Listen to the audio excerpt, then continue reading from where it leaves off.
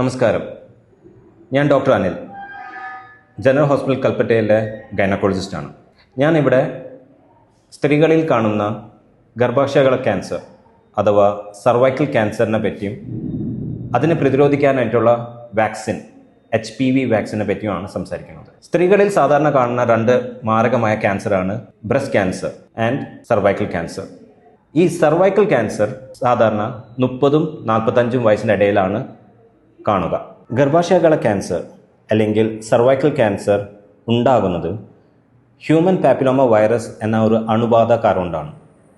ഈ അണുകാരം കൊണ്ട് 30-45 വയസ്സിൻ്റെ ഇടയിലുള്ള സ്ത്രീകൾക്ക് മാരകമായ സർവൈക്കൽ ക്യാൻസർ വരുന്നത് തടയാൻ വേണ്ടി നമുക്ക് ഒരു വാക്സിൻ ഉണ്ട്, ഹ്യൂമൻ പാപ്പിലോമ വൈറസ് വാക്സിൻ. ഈ വാക്സിൻ പൂർണ്ണമായും സുരക്ഷിതമാണ്.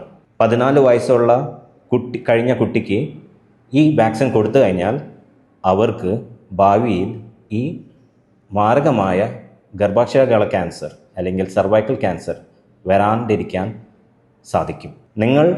നിങ്ങളുടെ കുട്ടിയുടെ ഭാവി സുരക്ഷിതമാക്കാനും അവർ പിന്നീട് സർവൈക്കൽ ക്യാൻസർ വരാണ്ടിരിക്കുവാനും ഈ ഒരൊറ്റ കുത്തിവയ്പ്പ് അത് മതി. അവരുടെ ഭാവി സുരക്ഷിതമായിരിക്കും.